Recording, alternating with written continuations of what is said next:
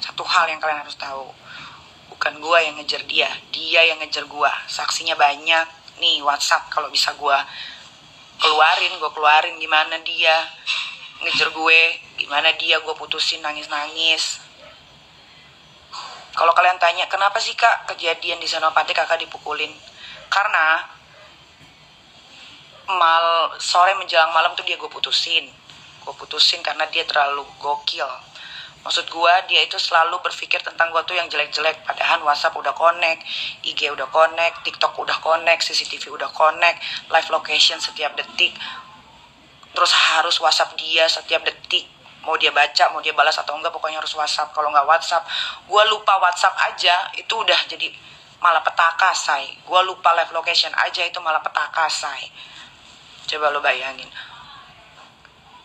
Gue pakai kancing satu kebuka sendiri. Kadang-kadang kalau pakai kemeja itu kan kancing suka kebuka sendiri kan, itu malah petaka, say. Gue bisa dibikin nangis 3 hari 3 malam, tahu. Berat badan gue sampai turun.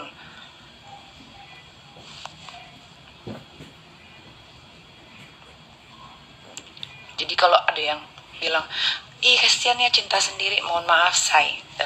Dalam kamus Nikita Mirzani gak pernah yang namanya Nikita Mirzani ditinggalin laki yang gue tinggalin, mau bagaimanapun. Tapi dari sekian banyak laki-laki ya, yang satu gerombolan ngebohongin gue itu adalah keluarganya Rizky Irmansyah. Tuh kurang apa lagi? Happy kan bisa taruh di YouTube kan.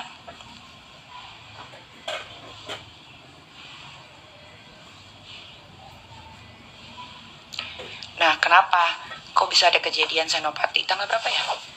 Gue digebukin dia. Tunggu ya, I check. Kan di sini ada.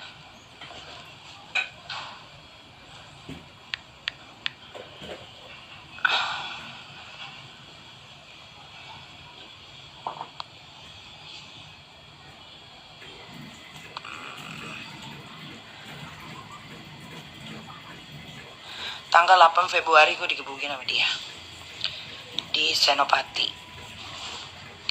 Kenapa? Pada nanya, pasti ada sebabnya kan. Kan orang pada bikin video tuh di TikTok lah, di IG lah, pasti ada sebabnya. Pasti ini kita begini begitu. Nggak ada sebabnya. Itu gara-gara dia gue putusin dia jam berapa? Gue putusin dia jam 6:30 malam. Gue putusin dia 6:30 malam, kalau nggak salah saat itu lagi ulang tahun Gerindra. Tuh, ulang tahun Gerindra, gue putusin, abis gue putusin gue diblok semua nomor, ya kan? Entah kenapa, ya, si Rizky ini kan nggak tahu tempat-tempat hits ya di Jakarta ya dia. Gue ajaklah dia ke tempat nongkrong yang memang gue senang aja kalau nongkrong di situ. Karena tempatnya tuh sepi, orang-orangnya tuh bukan orang-orang kampung gitu yang datang, gitu kan, orang-orang tertentu. Gue perkenalkan lah ke tempat itu. Jadi gue kalau misalkan lagi mumet otak gue, lagi pengen sendiri atau cuma pengen minum doang, minum cantik gitu kan, ya gue ke situ. Tuh, terus abis gue diblok, nggak tahu kenapa gue cek ya, biar gue nggak salah ya. Kalau gue dipanggil kan gue ada buktinya ya. Di jam 10 ya 10 malam, gue lagi packing mau ke Milan. Karena gue habis putusin dia, gue bisa pergi, ya kan. Soalnya gue kalau pacaran sama dia nggak boleh kemana-mana, saya. Otaknya dia ngeres melulu kalau mikirin tentang gue. Ternyata dia melakukan hal itu. Memang betul ya kata sahabat-sahabat gue tuh, Nik, lo tuh diginiin tuh nggak mungkin nggak ada sebabnya. Pasti dia melakukan hal keburukan, makanya lo diginiin. Kalau dia nggak melakukan hal keburukan, dia nggak mungkin se-insecure ini sama lo gitu. Padahal semuanya udah connect, WhatsApp udah connect. Jadi kalau ada yang WhatsApp gue, otomatis ada di handphonenya dia juga. Gue cuma mikir, emang iya. Gue cuma ngomong gitu aja, emang iya. Itu aja yang gue omongin, emang iya. Ternyata setelah gue rasakan sendiri, emang iya bener sialan ya. Tanggal 8 itu gue mau ke Milano, karena gue udah putusin dia. Gue kalau putusin dia itu gue bisa mau pergi gue, ya kan. Tiba-tiba kakaknya, ya si Irma itu, yang ternyata tahu kebusukan adenya, video call gue. Si Rizky lagi mabok parah banget kan. Teriak-teriak dia di tempat usahanya temen gue kan. Teriak nama-nama gue. I hate, sambil mabok, udah mabok dia. I hate Nikita Mirzani, I hate her, kata dia gitu kan. Udah gue liatin di video call ya. Udah gue cuma bisa bilang sama kakaknya, udah bawa pulang, jangan di situ. Itu tempat kerjaannya temen gue, itu usahanya temen gue. Gue bilang gitu, bawa pulang. Terus gue tanya sama siapa aja lu gitu kan. Dia sama lakinya namanya Adnan. Terus sama saudaranya ada namanya Uyung. Cesar tuh ada tuh Uyung yang pernah sama gue lah. Kalau gue pergi tuh harus ada dia yang mengintai, melihat gitu bahwa gue tuh tidak ngapa-ngapain. Ada Uyung, ada Ica, ada siapa lagi ya? Pokoknya dia 1, 2, 3, 4 tuh 2, 3, 4, 5 berenam sama dia itu.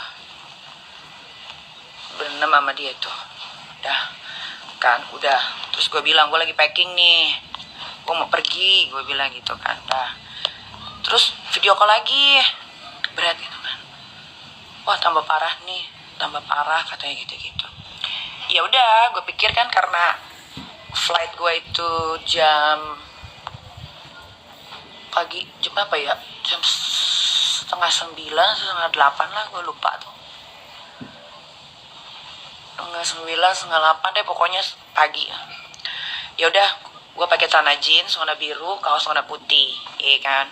Gue masih ingat celana jeans gue itu Louis V. Kaos gue tuh Victoria Beckham polos. Udah kan, ke situ gue kucuk-kucuk naik mobil Mini Cooper sendirian. Setengah 11 atau setengah 12 gue lupa. Pokoknya setengah lah, jamnya setengah, antara setengah 11, setengah 12. Udah, gue ngebut tuh, sampai lah gue di situ kan. Naik tangga, cuk. Naik tangga, buka pintu, ya kan. Mukanya udah pada tegang tuh. Lagi duduk di bar 3 orang, mukanya udah. Terus gue tanya, kenapa? Dia lagi teriak-teriak. Langsung gue belok, set ke bangkunya, dia di pojokan dekat tembok. Udah mabok dia. Terus gue duduk kan. Jadi ini dia, ini sofa. Ini sofa single, kursi single. Terus ini gua. Jaraknya cuma sencret ya lo, kagak sampai telapak tangan gua nih jarak. Dia liat muka gua langsung ditarik. Kerak. Bajunya. Bunyi itu kerak. Robek saya Victoria Beckham gue. Mahal lagi. 9.500.000 gue beli. Udah kan. Udah tuh. Gua begini aja gua kan, deket dia tuh di pahanya tuh. Dia ngoceh. Gua diem aja, gua masih diem tuh, gua belum nangis tuh. Pas tangannya pas gua didorong gini, set ya kan, tangannya kan pes gitu kan. Langsung rambut gua. Lu tahu nggak, cewek kalau berantem jambak-jambakan, sejambak itu. Gitu. Gila, buruk gitu kan. Gua langsung begini. Langsung gua dijedotin ke sofa. Lo tahu penyiksaan itu terjadi berapa menit? Coba tebak, 1 menit, 2 menit. Penyiksaan itu terjadi hampir 30 menit. Tahu lo? Dan gue gak melawan sama sekali. Tidak melawan. Gue cuma nangis, gemeter, semua badan gue gemeter. Kakaknya lihat. Kakaknya sempet megangin, kan kalau di jambak gini kan dia megang tangannya si Rizky gitu. Mau dilepasin kan. Cuman itu doang yang dia lakukan. Gak ada tuh megangin badannya kayak tangannya, gak ada, cuma begini doang. Yang ada makin dibuka, tangannya kan makin dijambak dong gue. Makin rontok lah ini rambut. Udah memanjangnya sulit. Hampir 30 menit. Harusnya lu pukul. Harusnya ya gue pukul ya. Tapi gue saat itu tidak gue pukul sama sekali. Tidak ada perlawanan. Gue cuman diem, nangis, shaking. Gue gak pernah badan gue se-shaking itu.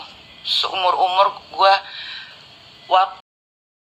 tuh sajat ukra pun gue nggak pernah se-shaking itu, tapi itu gue shaking banget. Gue inget betul di samping sebelah kiri ada cewek sama satu cowok bule. Gue nggak tahu deh dia video atau enggak, tapi yang satu ceweknya Indonesia. Sampai gue nunduk gini, gue takut dia ngeh itu Nikita Mirzani. Udah tuh, buak habis deh gue. Ngomong, apalagi gue sampai puyeng. Gue sampai nggak bisa ngomong karena gue udah kepuyengan. Satu, pala gue sakit, puyeng karena dijedotin. Lu gimana sih rasanya rambut lu dijambak gitu, kenceng banget. Kan naik semua ya, biji mata lu urat-uratnya ya. Ya kan? Udah tuh gue diam aja. Hampir 30 menit itu dia udah teriak-teriak kan. Datanglah teman gue tuh yang orang Jepang. Dibilang calm down Rizky, cooling down Rizky, ini tempat umum gitu kan. Udah, pokoknya abis itu nggak lama pas dia nonjok tembok tuh, yang satu tangannya masih megang kepala gue, yang tangannya satu nonjok tembok, dong. Si Uyung dateng, digampar dia pakai tangan yang kiri, buak, jing.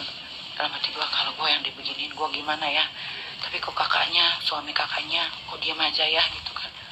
Udah, akhirnya pas bisa dilepas itu tangannya, gue turun ke bawah. Kakaknya tuh ikut, yang namanya Irma tuh ikut ke bawah kan. Wah, gue masuk mobil Mini Cooper gue, kakaknya tiba-tiba ikut masuk Mini Cooper gue. Tuh gue megang setir tuh gemeteran gini nih. Gue nangis, gue gemeteran gini. Gue bilang, ini kenapa kok begini. Gak ada bukti, gak ada visum, gak ada lapor polisi, hoax, terserah lu. Kalau gue hoax, lalu gue ke polisi nih ya, Chandra Jaya Motor Bangka. Kalau gue hoax, silahkan orang-orang yang gue ceritakan ini laporin gue ke polisi. Mau pilih mana? Mabes Polri, Polda, silahkan. Gue masih simpan foto-foto gue pada memar. Udah gue gemeter tuh di mobil. Wah, gemeter gue tuh bener-bener, lu tau gak sih shaking yang ketakutan, gak ngerti ada apa ini, kenapa semuanya gak ngebantuin gue. Coba, gimana? Kalian pernah kayak begitu gak? Yang gemeteran tapi lu gak tahu mau ngapain gitu kan. Terus kakaknya cuman sabar beb, itu aja yang dari mulutnya dia keluar, sabar beb. Gue nyalahin mobil, ya kan, gue masih gemeteran tuh. Gue nggak tahu deh saat itu gue misalkan kalau gue pulang sendiri mungkin gue tabrakan kali, atau enggak gue nabrak apalah, gue nggak ngerti deh. Pokoknya otak gue udah plong lah, kosong lah, tremor gitu kan.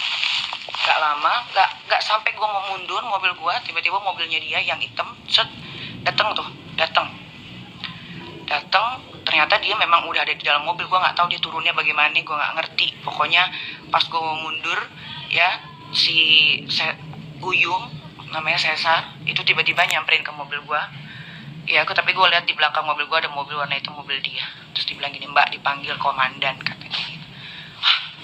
Dia komandan, gue bilang aduh anjrit, gue mau diapain lagi gitu kan. Udah mbak pindah mobil katanya, ini mobilnya biar saya bawa aja katanya gitu kan.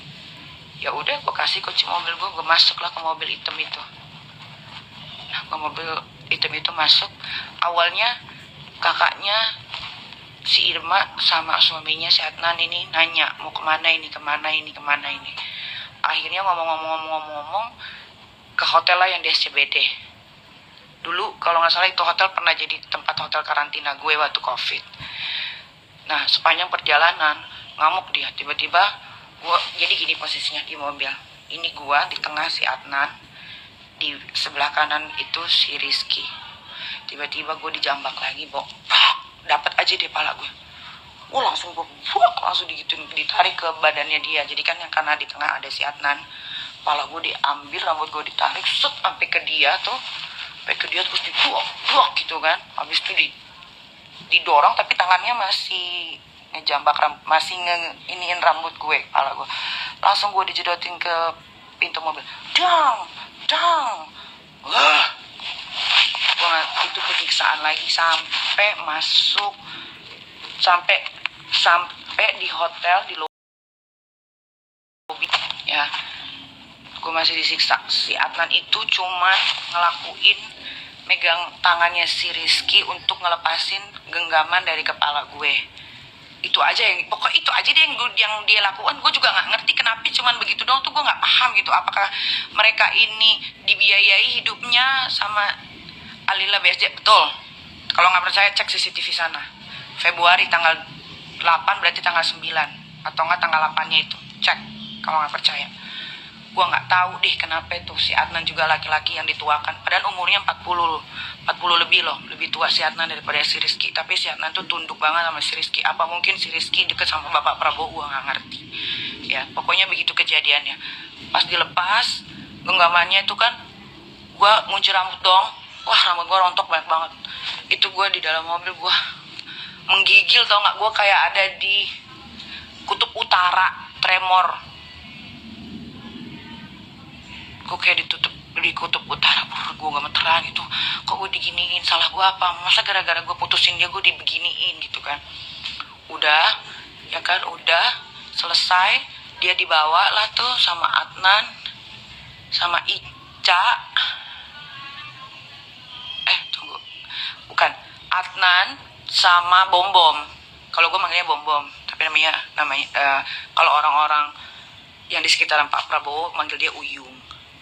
Itu adalah saudara Rizky yang sama Rizky dipekerjakan sebagai nyetirin dia dan megang semua kebusukannya. Nah, kalau mau tahu aibnya Rizky sama Uyung, karena dia yang ngatur-ngatur, yang nganter-nganter nanti dia ketemu siapa, cewek yang mana, dia ke dia deh gitu. Udah, gue pikir gue di dalam mobil, gue ngomong Irma, gue bilang gue mau pulang. Gue bilang gue mau pulang. Itu aja yang gue omongin, gue mau pulang. Tiba-tiba entah